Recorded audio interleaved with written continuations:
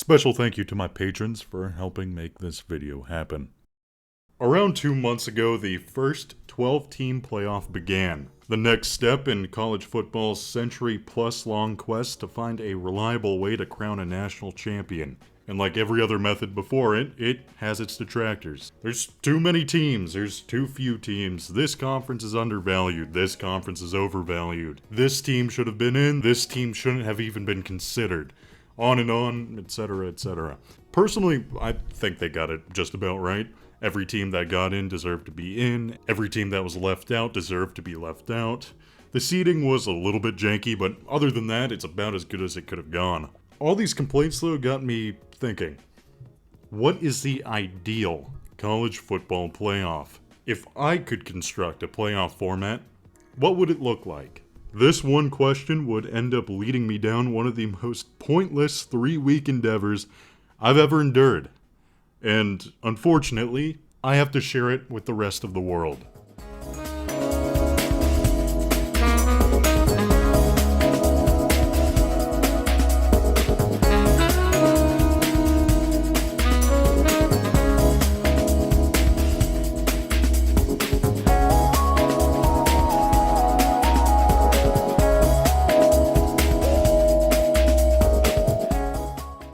The NCAA Tournament, or March Madness, is college basketball's 68-team method to find a season's national champion, and it is what I use to sculpt my ideal college football playoff.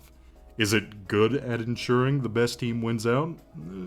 Not really, but it's fun, and that's really all that matters. Of course, it wasn't as simple as just taking last year's bracket and filling in each participant with a comparable football team.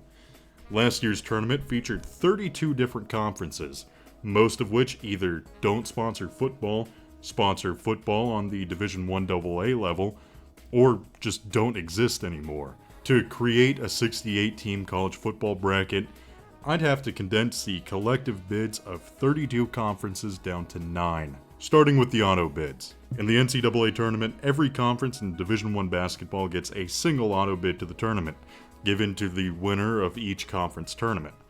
For my playoff, every conference will get 3 auto bids, given to each conference champion, runner-up, and third-place finish, bringing our total auto bids up to 27.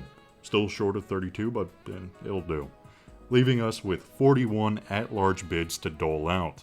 In last year's NCAA tournament, 77.8% of the at-large bids were taken by teams belonging to major conferences, with 19.4% being taken by the SEC and Big 12, 13.9% by the Big 10, 11.1% by the ACC, 8.3% by the Pac-12, and a final 5.6% by the Big East. Adjusting for major conferences, 46% of our 41 auto bids will go to the 2 highest rated conferences, followed by 17.5% for the 3rd highest rated, and 14.3% for number 4.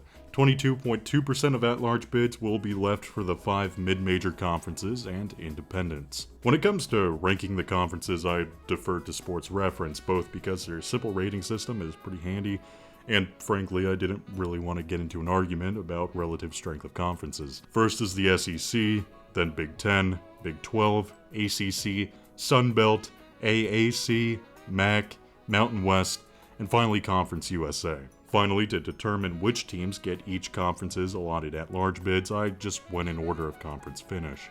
Like that, we have all of our teams.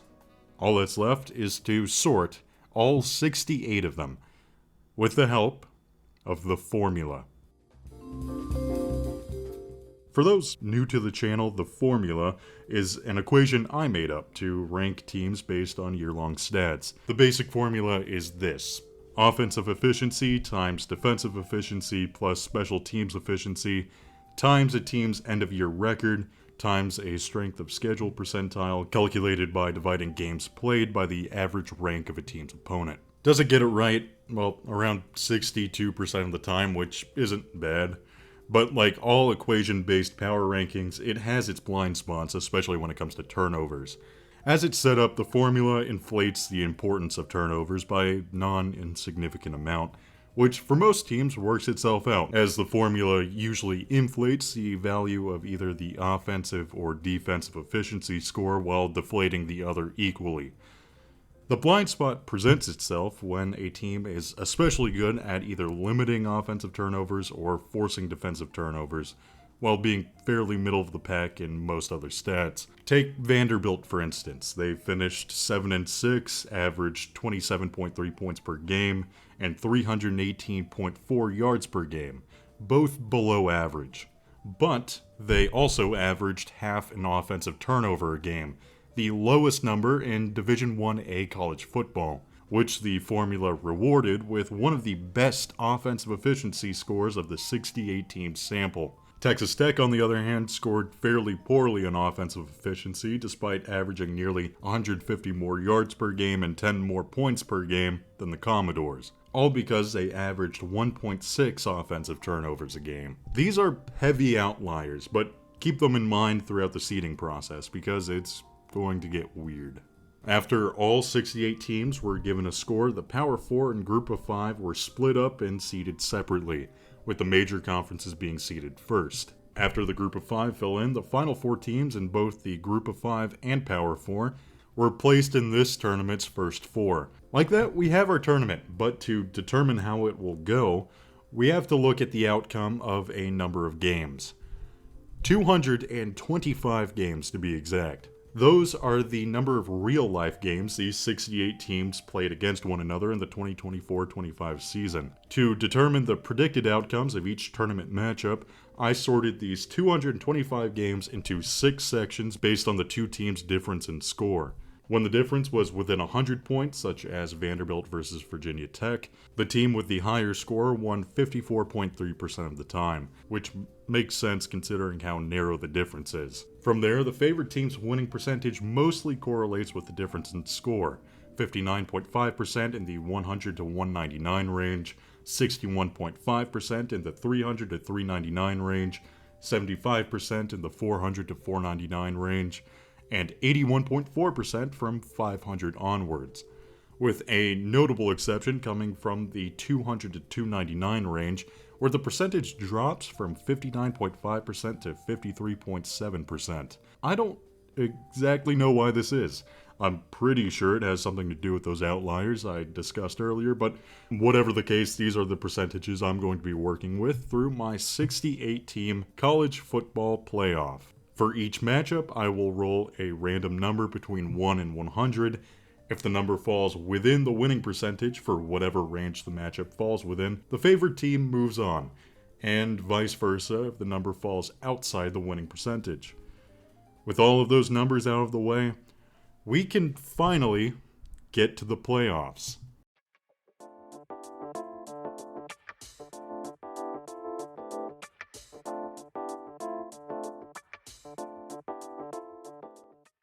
Quick note, the rest of this video is going to consist primarily of this bracket, so to add a little bit of flavor, I'm adding this box down here.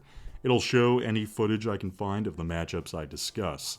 We begin with the first 4, where there aren't really too many surprises. In the first of many in-conference matchups, the TCU Horned Frogs take care of the Mountaineers to advance, set to take on Iowa in the first round. Nebraska wrangles the Razorbacks to play BYU, Georgia Southern takes down the Colorado State Rams, and East Carolina wins their directional school showdown against Western Kentucky, with both set to face off between 1-seeds Penn State and Notre Dame. Speaking of, Notre Dame begins the first round with a confident win over East Carolina. Being the formula's best team, the Irish are set to go far, hoping to finally bring a national title back to South Bend for the first time in 36 years. Sure, they'll have to play half a season to get there, but I've a good feeling about them. Kansas State then goes out first round to the Washington Huskies before 2 of the SEC's frontrunners, Alabama and Georgia, both go out first round to Marshall and Louisiana Lafayette to set up a rematch of this year's Sun Belt Championship. I might have made this a little too much like March Madness. The rest of the regional is mostly chalk though. Memphis takes out Virginia Tech, Oregon handles Buffalo, and Arizona State wins their rematch against Texas State, which, by the way, is the only first-round matchup to have actually been played last season. Ohio State opens the next regional with a win over the UConn Huskies to advance to the round of 32, putting an end to UConn's best season in 17 years. A Big Ten win is followed by a Big Ten loss, with Illinois falling to the high-flying Texas Tech offense, with Baylor following their conference mates into the round of 32 with a win over the UNLV Rebels. Vanderbilt, to the surprise of everyone except the formula, moves on with a win over Ashton Jeanty and the Boise State Broncos.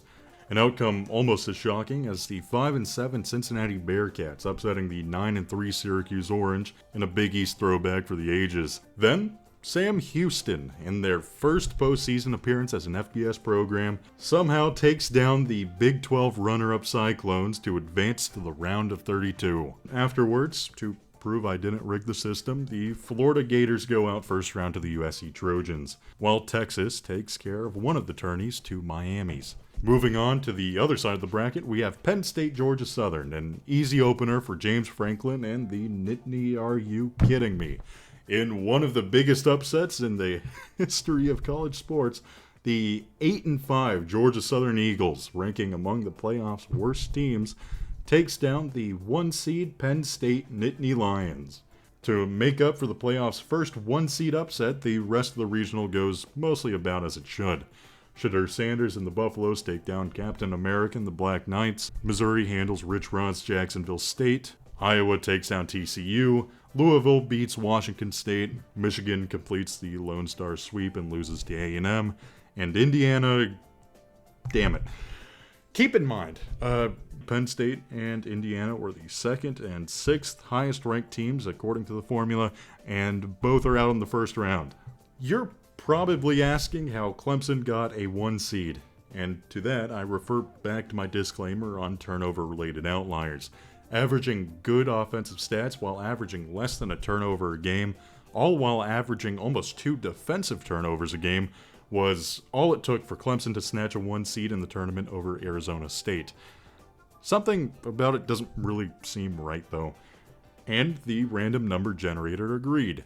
Fresno State moves on. Shortly after, LSU would take down the Boston College Eagles, and 2 more SEC frontrunners would go out in the first round to the group of 5, with James Madison and Tulane moving on to the round of 32, joined by BYU after their win over Dylan Raiola and the Nebraska Cornhuskers.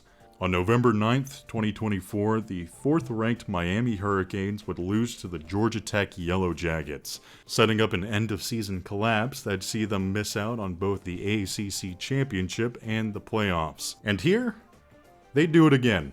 Navy moves on to the round of 32, followed by SMU, with the Mustangs becoming the 6th Texas team to make it to the second round. With Ole Miss punching their ticket to the second round, the first round is officially over. Good lord, what a mess. The second round opens with the Tyrone Willingham Bowl between Notre Dame and Washington, a game the Irish take easily to move on. After Notre Dame's win is a rematch of the Sun Belt Championship. In their previous, in-real-life outing, Marshall would throttle the Ragin' Cajuns 31-3 on Louisiana's home turf. But here in the playoffs, Louisiana takes the rematch to continue their Cinderella run. Then comes, at last, a little more chalk, with Oregon beating Memphis and Arizona State beating Duke to set up the only believable playoff matchup thus far. The chalkiness bleeds into the next regional as Ohio State takes out the Red Raiders and Baylor takes down the upstart Commodores. Sam Houston continues their playoff run like they never left the FCS, taking down the other Bearcats to do so. Then, in a rematch of one of the best national championships of all time, the Longhorns once again take down the USC Trojans to keep their national title hopes alive. We begin on the other side with a battle of unlikely candidates, with Kansas ending Georgia Southern's miracle run and continuing their own unlikely run to the Sweet 16. Colorado follows suit, taking down their former Big 12 conference mates to do so. Hopefully they didn't need a 5th down this time. Louisville would be the next to move on, leaving the Hawkeyes in their wake. They'd be joined by none other than the 11-3 Ohio Bobcats, picking up right where they left off against Indiana to knock off the Aggies. LSU would begin the next regional with an expected win over the Fresno State Bulldogs, ensuring they were solely here to correct the mistakes of the formula. Now, remember during Week 4 when JMU put 70 on UNC and 63 on Ball State just to muster only 19 against Louisiana Monroe? Well, that's exactly what I assumed happened here, with the Dukes falling to Tulane immediately after upsetting the Gamecocks. The round of 32 would end in unsurprising fashion, with BYU sinking the Midshipmen and Ole Miss taking down the ACC runner-up Mustangs. Notre Dame begins the Sweet 16 with yet another unsurprising win, ending Louisiana's run to be the first team to advance to the Elite Eight. Oregon would do the same, avenging their 2019 loss to the Sun Devils to meet the Fighting Irish in the quarterfinals. Then our real-life national champions exited the tournament. In yet another shocking matchup, the red-hot Baylor Bears would take down the world-famous Ohio State Buckeyes. Maybe Jack Sawyer was out with the flu, I don't know. Baylor would soon be joined by Texas shortly after ending the Bearcats' Cinderella run in heartbreaking fashion, setting up an all-Texas quarterfinal matchup. In only the third real-life matchup of the playoffs, the Kansas Jayhawks are hoping to keep their own miracle run alive against the Colorado Buffaloes. Kansas, in our reality, would end the regular season with 3 straight wins over ranked Big 12 opponents, including a 37-21 victory over the Buffaloes. Here in the playoffs, against the odds, Kansas would complete the sweep, advancing to the Elite Eight. Louisville would soon join them after putting an end to Ohio State's run. Decades back, LSU and Tulane played an annual in-conference rivalry game known as the Battle for the Rag. Yet, after decades of uncompetitive LSU blowouts, the series would come to an end in 2009, only to be revived right here in the Sweet 16, where Tulane would snap their 18-game losing streak to the Tigers to move on to the Elite Eight as the final Group of 5 team left standing. In the final game of the Sweet 16, Ole Miss would continue their quiet run of dominance with a win over BYU. The quarterfinals would begin with a battle of heavyweights, the 14-1 Notre Dame Fighting Irish and the undefeated 15-0 Oregon Ducks, a battle the Ducks would endure to remain undefeated. After Oregon, Notre Dame would be Baylor, Texas, the 114th installment of the storied, albeit lopsided rivalry between the two Lone Star programs. Despite the overwhelming odds, Baylor would upset the Longhorns to make the Final Four, leaving Oregon as the final actual playoff team left in the bracket. Kansas, in yet another shocker, would take down Louisville to advance to the Final Four. I feel like I've seen this script before. Anyways, Ole Miss would close out the quarterfinals by knocking out the final Group of 5 team left, advancing as the bracket's final SEC team. Despite going 10-3 and missing the actual playoffs, the formula would take a liking to the Rebels, giving them the highest score in the SEC and 7th highest overall, mostly due to their offensive stats, averaging an absurd 526.5 yards per game, 38.6 points per game, all while averaging a single turnover a game. The semifinals would end up being where the last Cinderella runs came to die, with Oregon and Ole Miss confidently rolling into the finals. To my surprise, at the end of a ridiculous bracket came an almost believable final between the 7th and 9th ranked teams in the 68-team playoffs. Being fairly evenly matched in almost every statistic besides record, with both fighting for their first undisputed national title, the Oregon Ducks would close out their 18-0 season as national champions, putting an end to the ideal college football playoff. Congratulations, Oregon, on your first hypothetical national championship.